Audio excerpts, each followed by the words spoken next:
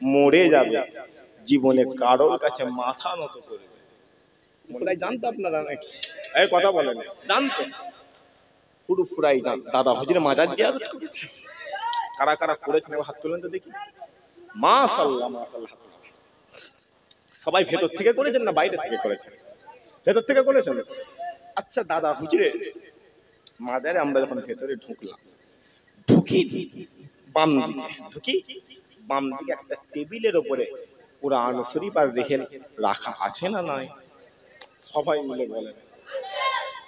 আচ্ছা বলেন, দাদা হুজুরের মাজারে শিরক হয়? ফুল চড়ায়, পর্দা চড়ায়?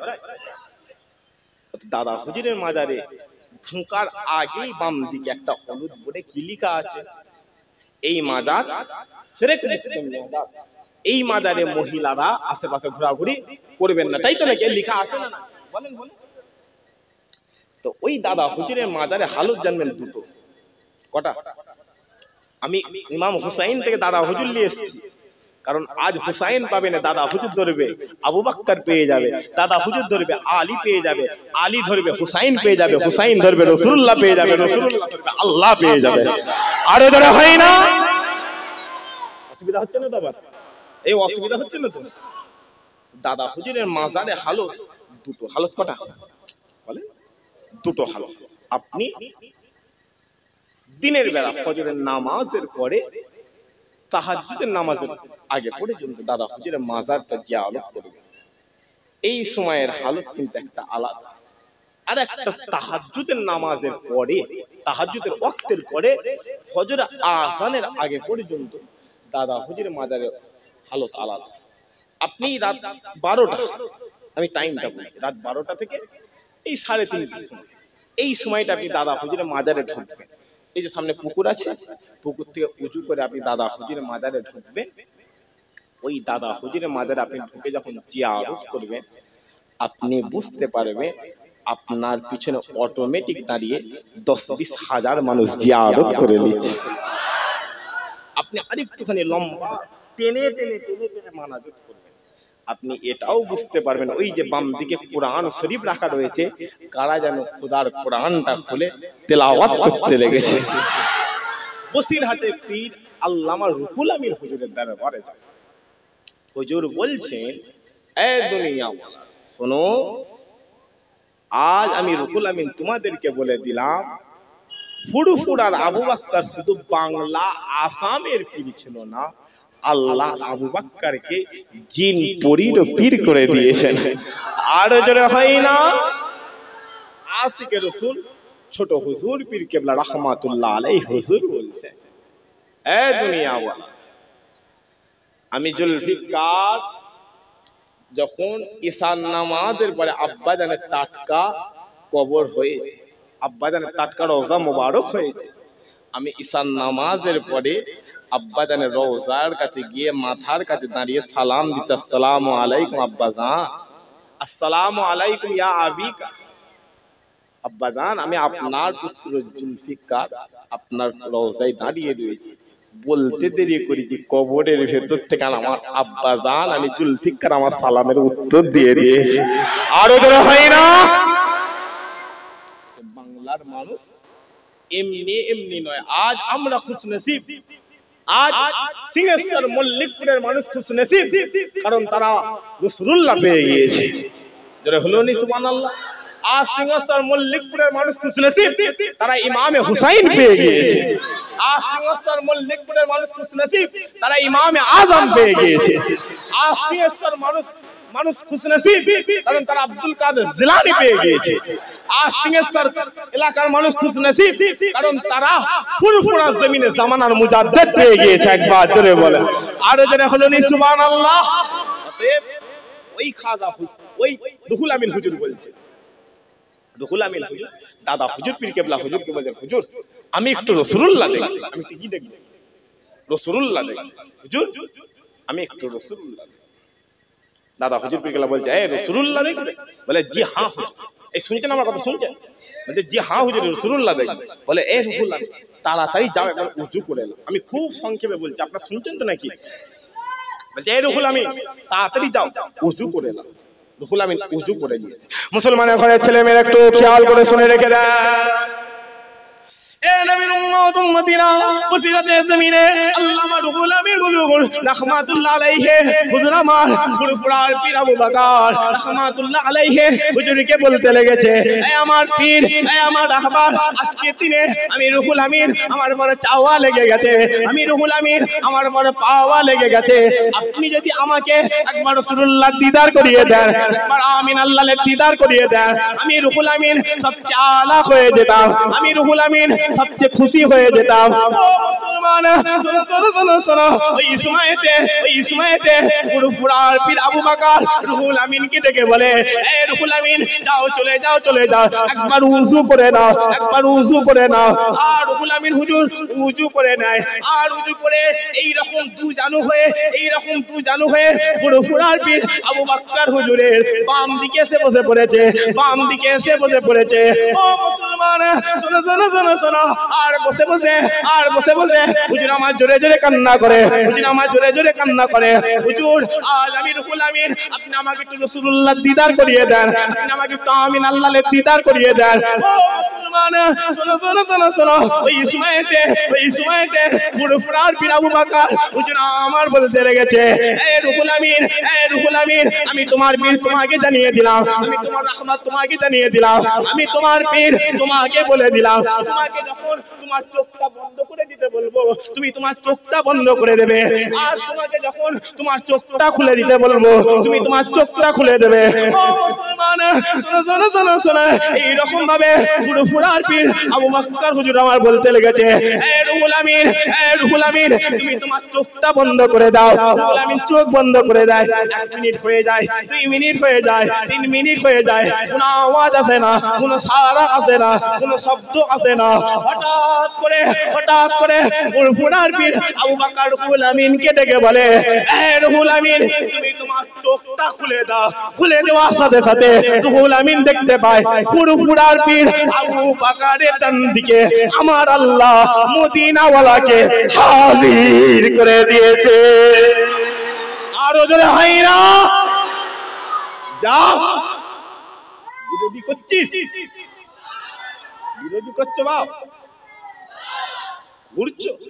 ওই রুহুল আমিন বলছে, আমি 3 বার রাসূলুল্লাহ দেখেছি। কবার কথা বলেন 3 বার আমার পীর আমার সঙ্গে এমন ভাবে দিদার করে হাতে হাত দিয়ে আমি রুহুল আমিন আমার সঙ্গে পরিচয় করিয়ে ছেড়ে দিয়েছে। আরো যারা হয়নি সুবহানাল্লাহ, মোহাব্বতের সাথে হয়নি সুবহানাল্লাহ। একবার তলোয়ারের নিচে গর্দান দিয়ে দিয়েছে, তবু কারোর কাছে মাথা নত করে। আমি এটাই বোঝাতে চাইছি, মরে যাবে, জীবনে কারোর কাছে মাথা নত করবে, মনে থাকবে তো নাকি বয়স হালকা ভাবে কথা হালকা করে দিচ্ছে। আমি আর বাপ দাদার কথা বলছি, যে কথা বলছি কুরআন হাদিস ইজমা কিয়াসের মধ্যে রয়েছে। যাই হোক, ইমাম হুসাইন হুজুর কারবালার জমিনে পানির জন্য, কিসের জন্য? পানি। হুজুর শেষ সময় এমন একটা পরিস্থিতি হয়ে গেছিল, হুজুর বলতেন, এই শোনো, আমাকে একটুখানি পানি দাও না, আমি হুসাইন বড় কষ্ট হচ্ছে, আমি হুসাইন আমার বড় কষ্ট হচ্ছে, আমি হুসাইন আর আমি পারছি না, একটুখানি পানি দে না। হুসাইনকে পানি দেয়, হুসাইনকে পানি দেয়। মুসলমানের ঘরের ছেলে মেয়েরা একটু খেয়াল করে শুনে রেখে যান। এ নবীর উম্মত উম্মতিরা, কারবালার জমিনে হযরত ইমামে হুসাইন হুজুর আমার, ইমামে হুসাইন হুজুর আমার হুজুর এজিদের জমিনে দেখালে বলে, আজ তোমরা যদি আমাকে একটু পানির ব্যবস্থা করে দাও, একটু পানির ব্যবস্থা করে দাও, শোনো শোনো, কাল কিয়ামতের ময়দানে, মাহশরের ময়দানে আমি ইমামে হুসাইন আমার নানা জানকে বলে তোমাদেরকে আবে কাউসারের পানি পান করিয়ে দেব। হুসাইন ওয়াদা করছে, তারপরও পানি পাই। কথা হচ্ছে কেন? একটুখানি সময় হয়ে এসছে, একটুখানি সময় আমি চেয়ে নিচ্ছি। হুসাইন হুজুরকে পানি দেওয়া হয় না, আমি সংক্ষেপ করলাম, হুজুর ইন্তেকাল হয়ে গেল। সকলে বলে ইন্না লিল্লাহি। হুজুরের গর্দানটা কেটে আলাদা, কাটার পরে হুজুরের মাথা চুল মোবারকটাকে ধরে হুজুরের গর্দানটাকে এজিদের দরবারে যখন নিয়ে যাওয়া হয়, হুজুরের মুখ থেকে আল্লাহর কোরআনের আয়াত বার হতে লেগেছে। আরো জোরে হলো নি সুবহানাল্লাহ। মুসলমানের ঘরের ছেলে মেয়ে একটু খেয়াল করে শুনে রেখে দেন। এ নবীর উম্মত উম্মতিরা, কারবালার জমিনে ইমামে হুসাইন হুজুরকে যখন শহীদ করে দেয়া হলো, ইমামে হুসাইন হুজুরের যখন গর্দানটা জুদা করে দেয়া হলো, ইমামে হুসাইন হুজুরের যখন ঘর থেকে গর্দান আলাদা হয়ে গেল, ও মুসলমান শোনো শোনো শোনো শোনো, খবর নিয়ে দেখতে যাও, ওই কুফা জমিনে, ওই কুফা জমিনে সূর্য আলো দিয়া বন্ধ করে দেয়, আলো দিয়া বন্ধ করে দেয়। কুফার মানুষেরা ওই কুফার মানুষেরা কারবালার জমিনের দিকে তাকিয়ে বলে, কারবালার জমিনের দিকে তাকিয়ে বলে, হুসাইনের ঘাট থেকে যখন গর্দান আলাদা করা হয়েছিল, গোটা আসমানটা রক্তে রঞ্জিত হয়ে যায়। হুসাইনের গর্দান আলাদা হয়ে গেছে, গোটা আসমান রক্তে রঞ্জিত আকাল দিয়ে দিয়েছে। হুসাইনকে যখন হুসাইনের গর্দান যখন আলাদা করে দেওয়া হয়েছে, হুসাইনের গর্দান যখন আলাদা করে দেওয়া হয়েছে, হুসাইন হুজুর বলছে সূর্যগ্রহণ চন্দ্রগ্রহণ হলে যেমন হয়, সূর্য বলে আমি আলো দেবো নি, চাঁদ বলে আমি আজকে রাতে উঠবো না। আল্লাহ চাঁদকে বলছে আল্লাহ আমি চাঁদ যার জন্য সৃষ্টি, তার বংশে তার খুনের আওলাদ দেখালে জবাই করা হয়। চাঁদ বলছে আল্লাহ আমি আজকে আলো দেবো না। কিতাবে এসছে মাগরিব হতে চাইলে, মাগরিব চাঁদ উঠতে চাইলে, চাঁদকে আল্লাহ বলছে চাঁদ আমি তো তোর রব, আমি তো তোর রব। হুসাইন পানির জন্য কেঁদেছে, আর এই পানি নিয়ে 800 বছর আগে খাজা হুজুরের সাথে পৃথ্বীরাজের একটা ঝামেলা হয়েছে। পৃথ্বীরাজ নাম শুনেছেন নাকি? ওই পৃথ্বীরাজ খাজা হুজুরের সাথে রাজস্থানের জমিনে ঝামেলা করছে, রাজস্থানের জমিনে যুদ্ধ করছে। মুসলমানের ঘরের ছেলে মেয়েরা একটু খেয়াল করে শুনে রাখবেন। এ নবীর উম্মত উম্মতিরা, লম্বা চওড়া আলোচনা নয়, আমি আপনাদেরকে সংক্ষেপ করে একটু খাজা মাইনুদ্দিন হুজুরের কথা বলে দিয়ে যায়, একটু খাজা হুজুরের কথা বলে দিয়ে যায়। ও মুসলমান শোনো শোনো শোনো শোনো, খাজা মাইনুদ্দিন হুজুরের সঙ্গে পৃথ্বীরাজের দ্বন্দ্ব লেগে গেল, পৃথ্বীরাজের যুদ্ধ লেগে গেল। আর যখনই যুদ্ধ লেগে যায়, আর যখনই দ্বন্দ্ব লেগে যায়, পৃথ্বীরাজ খাজা মাইনুদ্দিন হুজুরকে বলে, এ মাইনুদ্দিন শোনো শোনো শোনো শোনো, আমি পৃথ্বীরাজ আজ তোমার জন্য পানি বন্ধ করে দিলাম, পানি বন্ধ করে দিলাম, পানি বন্ধ করে দিলাম। যখনই বলেছে খাজা মাইনুদ্দিন হুজুর বলে, এই আদিমের বাচ্চা তুই কি এটা কারবালার জমিন পেয়েছিস, তুই কি এটা কারবালার জমিন পেয়েছিস? বলার সাথে সাথে হুজুর একটা এইরকম পাত্র নিয়ে নিয়েছে, এইরকম পেয়ালা নিয়ে নিয়েছে, আর পেয়ালাটা এইরকম ভাবে হাত বাড়িয়ে পৃথ্বীরাজকে বলেছিল, এই পৃথ্বীরাজ যাও, চলে যা, আমি খাজা মাইনুদ্দিন আজ এই রাজস্থানের জমিনে যত পানি রয়েছে, যত খাবার রয়েছে, যত দুধ রয়েছে, সমস্ত কিছু এই পাত্রের মধ্যে তুলে নিলাম, পাত্রের মধ্যে তুলে এলাম। ও মুসলমান যাও, চলে যাও, কিতাব খুলে দেখে যাও, চলে যাও, কিতাব পড়ে যাও। খাজা মাইনুদ্দিন হুজুর যখন পেয়ালার মধ্যে সমস্ত কিছু তুলে নিয়েছিল, ইতিহাস বলে রাজস্থানের জমিনে পানি তো দূরের কথা, মায়ের সন্তানে দুধ আসা বন্ধ হয়ে গিয়েছিল। এমনকি আল্লাহ গোটা রাজস্থানের জমিনকে খরায় পরিণত করে দেয়। খাজা মাইনুদ্দিন হুজুর বলছে, হুসাইন কারবালার জমিনে একবার শাহাদাত আঙ্গুলটা ইশারা করতো, কারবালা পানিতে ভরপুর হয়ে।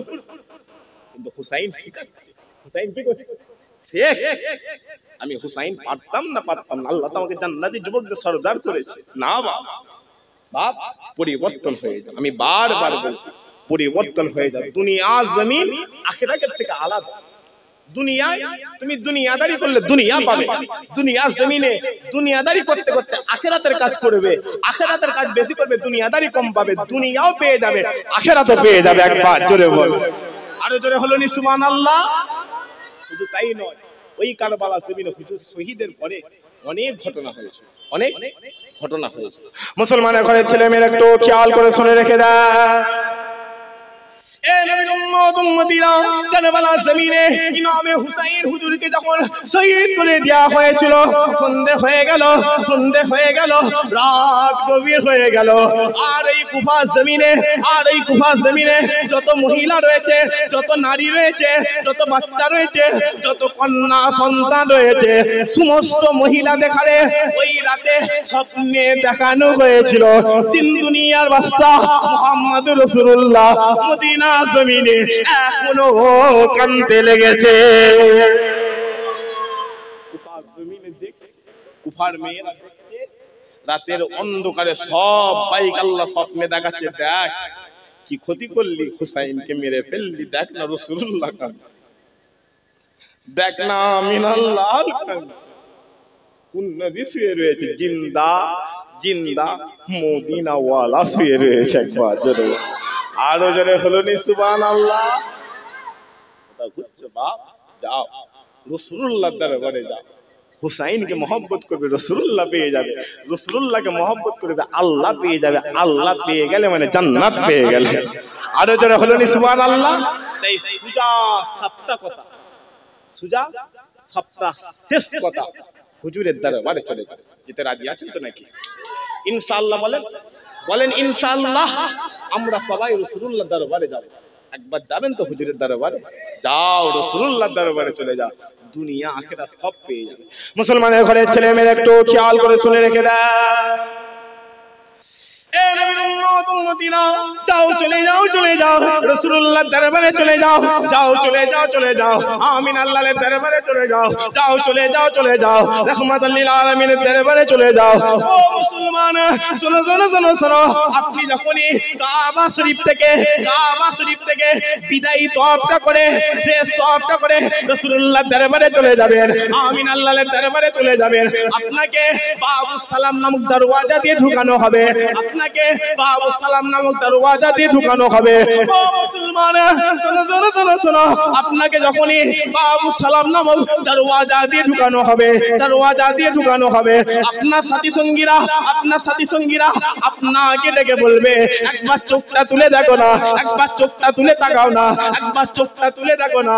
ও মুসলমান শোনো, আপনি যখনই আপনার চামড়ার চোখটা উপরের দিকে তুলে দেবেন, দেওয়ার সাথে সাথে আপনি গুম্বাদে খাজরা দেখতে পাবেন, আমিন আল্লাহর গুম্বাদে খাজরা দেখতে পাবেন, রাসূলুল্লাহর রওজা দেখতে পাবেন। আর যখনই আপনি রাসূলুল্লাহর গুম্বাদে খাজরা দেখতে পাবেন, আমিন আল্লাহর গুম্বাদে খাজরা দেখতে পাবেন, আপনি সালাম দেওয়া শুরু করবেন, আসসালামু আলাইকুম ইয়া রাসূলুল্লাহ, আসসালামু আলাইকুম ইয়া হাবিবাল্লাহ, আসসালামু আলাইকুম ইয়া রাহমাতুল লিল আলামিন।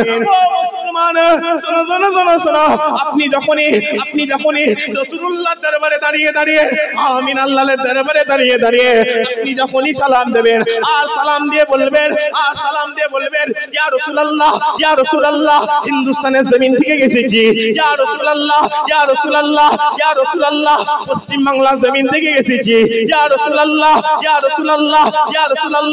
সিংহেশ্বর এলাকা থেকে এসেছি, ইয়া রাসূলুল্লাহ মল্লিকপুর গ্রাম থেকে এসেছি।